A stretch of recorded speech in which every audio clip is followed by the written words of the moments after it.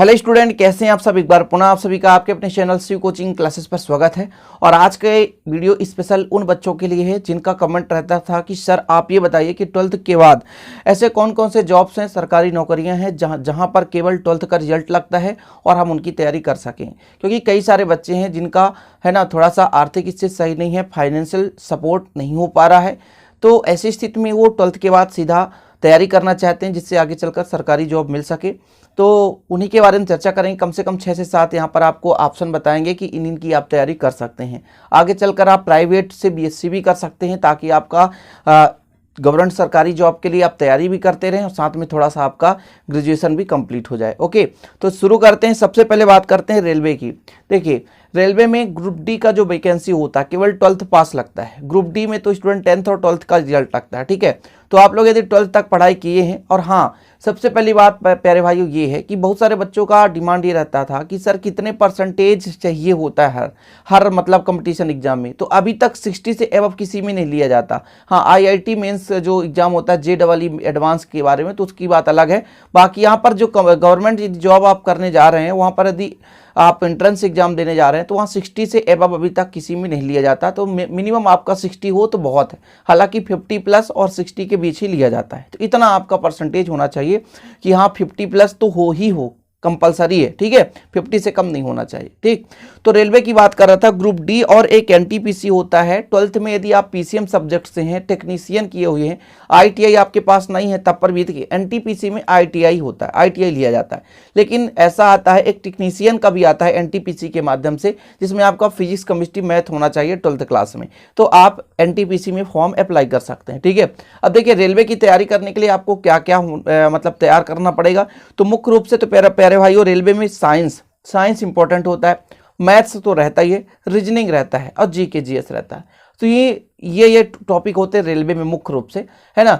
और जैसे आप एनटीपीसी की तैयारी करेंगे तो एनटीपीसी में तो सबसे ज़्यादा साइंस में फिजिक्स पूछा जाता है और न्यूमेरिकल क्वेश्चन पूछा जाता है। तो आप एनटीपीसी की भी तैयारी कर सकते हैं। अभी मैं केवल वो बता रहा हूँ कि आप इन जॉब्स या इन नौकरियों की तैयारी कर सकते हैं जो कि गवर्नमेंट है। ठीक है, आगे चलकर इन पर टिप्पणी कहोगी रेलवे की पूरा डिटेल्स आप बताओ सर, कब रिक्वायरमेंट निकलता है, कितना क्या पेमेंट, कैसा एज लिमिट क्या होती है, तो सब आपको बता दूंगा। लेकिन अभी 12th में आपका कम से कम 60% तो होना चाहिए। ठीक है, चलिए एनटीपीसी के बारे में बता दिया। इसके बाद मैं बात करता हूं, हर स्टेट में पुलिस की वैकेंसी आती है। जैसे एमपी पुलिस में तो 12th पास ओनली। हाँ, पुलिस के लिए आपके पास फिजिकल होना चाहिए भैया, थोड़ा सा हाइट हो, कम से कम 168 168 मतलब सेंटीमीटर होता है, तो 168 यानी 168 सेंटीमीटर कहने का मतलब। ठीक है, तो हाइट आपका होना चाहिए 168 लगभग, लड़कियों के लिए 165 ऐसा होना चाहिए, और इससे कम तो नहीं होना चाहिए। एसटीएससी से हैं आप, अलग बात है। और हाँ, यदि आप जैसे पुलिस में जाना चाहते हैं, एमपी पुलिस या यूपी पुलिस कहीं भी जाना चाहते हैं, तो मेन होता है टेस्ट के साथ साथ फिजिकल। यदि आप फिजिकल निकाल लिए तो फिर आपका क्या होगा, मेडिकल होगा, फिर वहाँ पर कट ऑफ बनता है। तो फिजिकल सबसे बड़ा होता है। कुछ बच्चे तो मान लीजिए टेस्ट निकाल लिए, पढ़ाई अच्छा करते हैं लेकिन दौड़ ही नहीं पाते हैं, लंबी कूद नहीं कर पाते हैं, गोला फेंक नहीं कर पाते हैं। ऐसी स्थिति में हाइट नहीं रहता है, सीना नहीं हो पाता, तो ऐसे सीना तो मान लीजिए नॉर्मल लिया जाता है लेकिन हाइट लिया जाता है। हाइट है, लंबी कूद है, गोला फेंक, सब कुछ फिजिकल। तो यदि आप थोड़ा सा बॉडी से फिट हैं तो फिजिकल निकाल सकते हैं। तो किसी भी स्टेट में पुलिस की तैयारी कर सकते हैं। अदर स्टेट के लिए भी रहता है कि इतना परसेंट अदर, जैसे आप यूपी में जाएंगे तो ऐसा रहता है कि 5% 10% कोटा है कि अदर स्टेट के बच्चे भर सकते हैं। हालांकि 100 में नहीं कि आप जाकर के 100% में जाकर वहां सेलेक्ट हो गए, ऐसा नहीं, ज़्यादा नंबर लाना होगा। ठीक, इसके बाद बात करते हैं एयरफोर्स की। जो मैथ्स से पढ़ाई कर रहे हैं, पीसीएम सब्जेक्ट है एयरफोर्स। एयरफोर्स के लिए थोड़ा सा इंग्लिश स्ट्रांग होना चाहिए। वहाँ की फिजिक्स केमिस्ट्री यदि मैथ्स है तो आप एयरफोर्स की वैकेंसी आती है, वहाँ पर आप निकाल सकते हैं। एयरफोर्स में भी रिटन टेस्ट होता है और फिजिकल होता है। फिजिकल तो बिल्कुल भैया दौड़ लिया जाता है, लंबाई भी ली जाती है। ठीक है, तो एयरफोर्स में आप सैनिक बन सकते हैं। हाँ, एनडीए एयरफोर्स अलग है। एनडीए के माध्यम से एयरफोर्स में जाएंगे, सीधा आपको वहाँ पर जूनियर ऑफिसर मिलेगा, जनरल का पद मिलता है कहने का मतलब। तो एनडीए के माध्यम से थल सेना, जल सेना और वायुसेना तीनों में आपको जॉब मिलता है। सीधे जूनियर ऑफिसर वहां पर सिलेक्शन होता है, सीधे जाकर के आप सेना नहीं बनेंगे, ऑफिसर बनेंगे, मतलब आपके अंडर में कई सारे सेना रहेंगे। ठीक है, आप लीड करोगे। तो एनडीए का फिर क्या होता है, 12th के बाद आप डायरेक्ट यदि एनडीए का एंट्रेंस एग्जाम निकाल लिए तो 3 साल ग्रेजुएशन के तौर पर गवर्नमेंट ही कराएगा।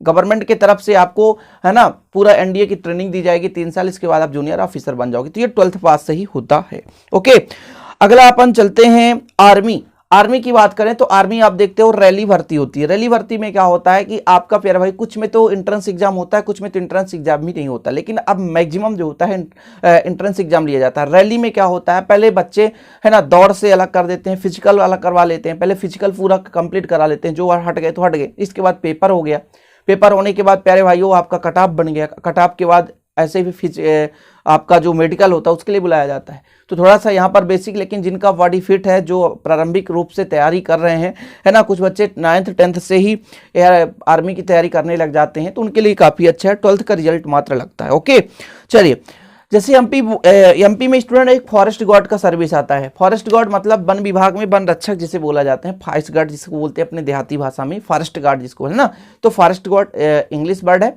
और वन विभाग में वन रक्षक होते हैं। तो वन रक्षक का फॉर्म आता है जिसमें केवल 12th पास लिया जाता है।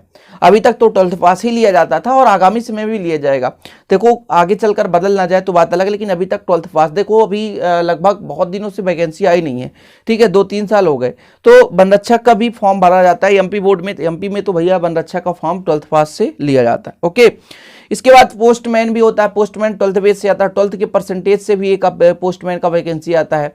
शायद आप लोगों का यदि अच्छा परसेंट रहेगा तो 10th में भी यदि अच्छी परसेंटेज है तो आप पोस्टमैन का भर सकते हैं, ठीक है। एक आया करता है ना परसेंटेज के हिसाब से, आपका यदि अच्छा परसेंट है और साथ में कंप्यूटर है तो आप कर सकते हैं। ओके, तो ये 10th और 12th का रिजल्ट लगता है वहाँ पे पोस्टमैन में। और इंट्रेंस एग्जाम के लिए भी एक पोस्टमैन आता है जो इंडिया लेवल में होता है प्यारे भाइयों। ये तो एमपी में जैसा होता है पोस्टमैन, जिला वाइज जिला भर्ती होता है, तो वहाँ पर आप एक रिक्वायरमेंट देखते रहेंगे एमपी ऑनलाइन में, तभी पता चलेगा। तो ये पोस्टमैन की भी तैयारी कर सकते हैं। इसके बारे में पूरा सिलेबस चाहेंगे तो मैं सब कुछ करा दूंगा, चिंता करने की जरूरत नहीं है।